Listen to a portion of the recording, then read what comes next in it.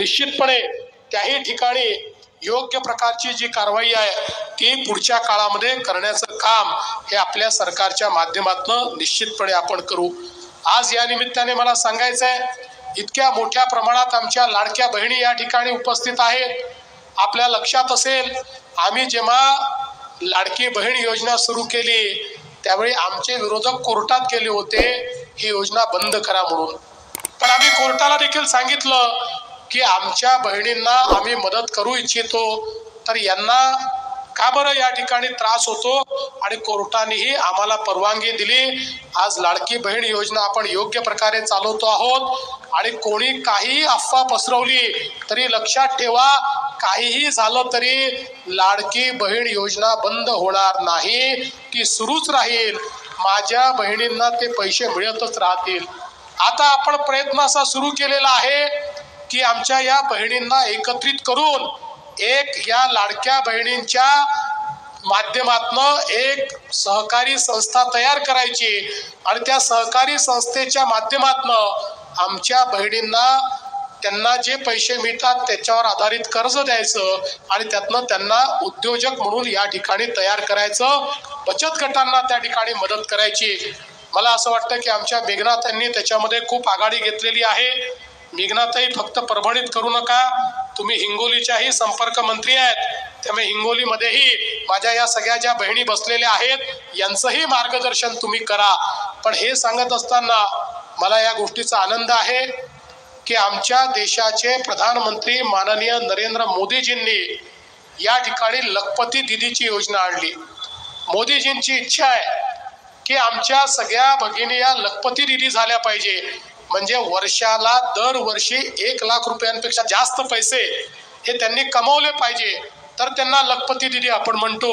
महाराष्ट्रामध्ये आपण निर्णय केला होता की आपल्याला 1 कोटी लखपती दीदी तयार करायच्या आहेत। 25 लाख आपण तयार केल्या।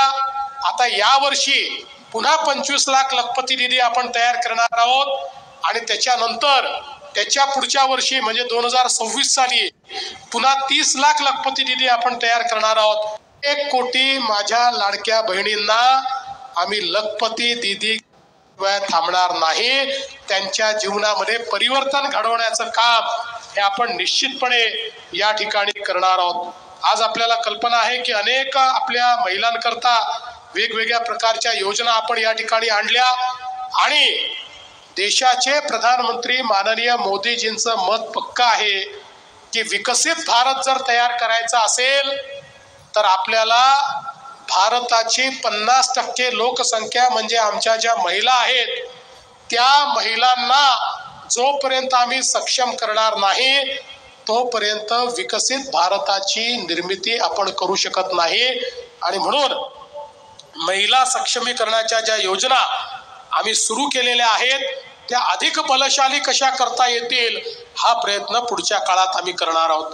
आज आपल्याला कल्पना आहे बंधू भगिनींनो, आता तुम्ही येथे हा GR पाहू शकता। हा GR आहे 28 मे 2025 चा। आता या GR मध्ये काय म्हटलंय ते आपण पुढे पाहणार आहोतच। तत्पूर्वी सर्व बहिणींना शंका आहे की आम्हाला यापुढे योजनेचा लाभ मिळणार की नाही, परंतु खरं तर 11व्या महिन्याचा हा हप्ता आतापर्यंत सर्व बहिणींच्या खात्यामध्ये जमा व्हायला हवा होता। आतापर्यंत तुमच्या खात्यामध्ये पैसे न येण्यामागचं कारण काय आणि नेमके कोणत्या दिवशी तुमच्या खात्यामध्ये पैसे येतील याबद्दल आपण पाहूयात। तर येथे पाहू शकता मे महिना वाटप अपडेट। आता हा GR पाहू शकता 28 मे 2025 महाराष्ट्र शासनाचा हा GR आहे, महिला व बाल विकास विभाग।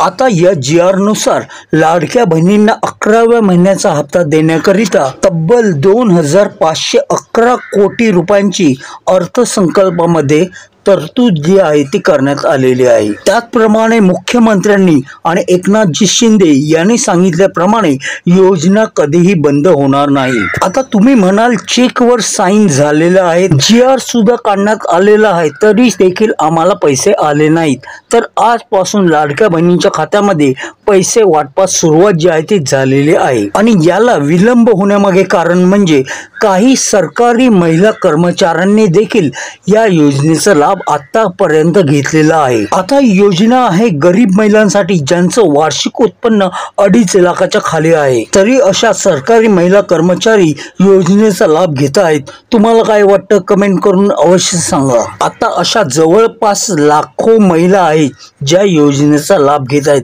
म्हणूनच पुन्हा स्क्रुटनी चालू करण्यात आली आहे आणि त्याच कारणास्तव तुम्हाला 11व्या महिन्याच्या हप्त्यास विलंब होतोय। परंतु तुम्हाला घाबरण्याचं कारण नाही, कारण येणाऱ्या 48 तासामध्ये कोणत्याही क्षणी तुमच्या अकाउंटवर पैसे येतील। ज्यांना पैसे आले त्यांनी देखील कमेंट करून अवश्य सांगायचं आहे। तुमच्या शंकांचं निरासन झालं असेल तर व्हिडिओला एक लाईक आणि चॅनलवर नवीन असाल तर चॅनलला सबस्क्राईब करून बेल आयकॉन प्रेस करा आणि तुम्हाला अजूनही काही प्रश्न असतील तरी देखील मला कमेंट करून विचारू शकता। तर पुन्हा भेटू एका नवीन अपडेटसह। तोवर तुमची आणि परिवाराची काळजी घ्या। जय हिंद, जय Maharashtra, take care and bye bye.